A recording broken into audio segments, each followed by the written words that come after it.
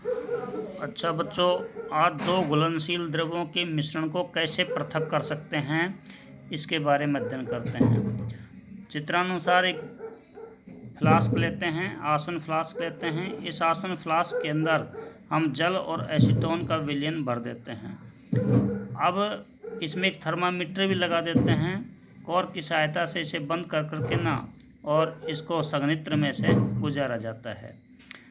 अब चित्रानुसार इसे इनकी गर्म करते हैं, तो गर्म करने पर जैसे इनकी गर्म करेंगे तो इसमें से एसीटोन जो है वाष्प में परिवर्तित होगा, अपने क्वथनांक पर वाष्प में परिवर्तित होना शुरू हो जाएगा और ऊपर उठना शुरू हो जाएगा, जो इनकी संघनित्र में आकर ठंडा होने के बाद में द्रव में बदल जाता है, जिसे हम अन्य पात्र के अंदर इनकी एकत्रित कर लेते हैं।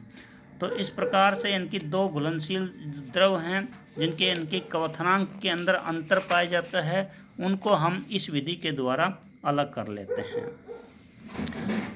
अब उसके बाद में आता है कि इसी प्रकार से एक होता है, ये तो आसवन था, एक प्रभाजी आसवन होता है। प्रभाजी जो आसवन है उसके अंदर क्या किया जाता है कि प्रभाजी कॉलम और लगा दिया जाता है।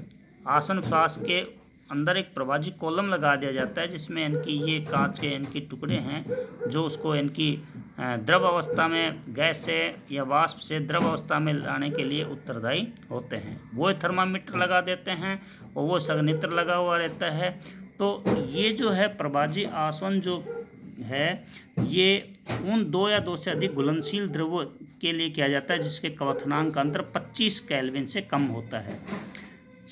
उनको अलग करने के लिए इस विधि को काम में लिया जाता है। जैसे मान लेते हैं कि वायु से विभिन्न गैसों को पृथक करना है, पेट्रोलियम उत्पादों से विभिन्न घटकों को अलग करना है, तो इसके लिए ये काम में लिया जाता है। इसमें एक प्रभाजी स्तंभ में एक नली होती है जो कि शीशे के गुटकों से इनकी भरी रहती है। उसका अभी मैंने बताया कि वो वाष्प को ठंडा संघनित करने के लिए सतह प्रदान करती है। इस प्रकार से इनकी ये अपने अपने इनकी क्वथनांक पर अलग हो जाते हैं।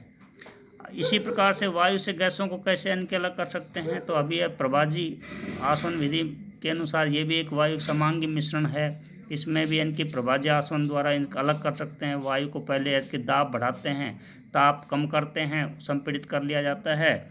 उसके बाद में फिर इसको संपीड़ित करने के बाद में द्रव अवस्था में जब आ जाती है तो इसका प्रभाजी आसवन किया जाता है। और जब इसका प्रभाजी आसवन करते हैं तो हर गैस का अलग अलग टेम्परेचर होता है, उसी के अनुसार ये इनकी अपने अपने तापमान के ऊपर पृथक होना प्रारंभ कर देती हैं। ऐसे इनकी एक अगला है कि किसी अशुद्ध नमूने में से शुद्ध कॉपर सल्फेट को कैसे इनकी अलग कर सकते हैं। तो इसके लिए अपन क्या करते हैं कि कॉपर सल्फेट को इनकी शुद्ध करना है, तो उसके लिए क्या करेंगे कि एक कोई भी अपन चीनी मिट्टी की प्याली ले लेते हैं और उसके अंदर 5 ग्राम जैसे कॉपर सल्फेट ले लिया। अब उसमें थोड़ा सा जल घोल देते हैं। जल घोलने के बाद उसका घोल बन जाएगा।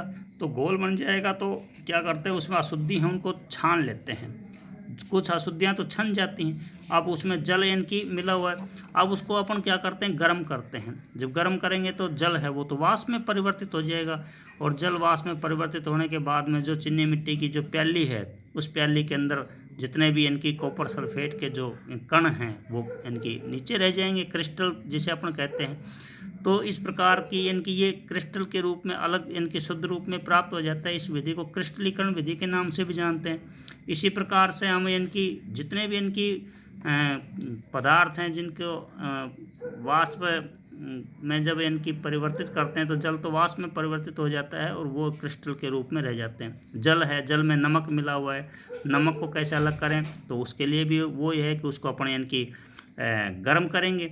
जब गर्म करेंगे तो जल वाष्प में परिवर्तित हो जाएगा और नमक के जो क्रिस्टल हैं वो इनकी सतह के ऊपर रह जाएंगे। इस प्रकार से इनकी अपन इसको अलग कर लेते हैं।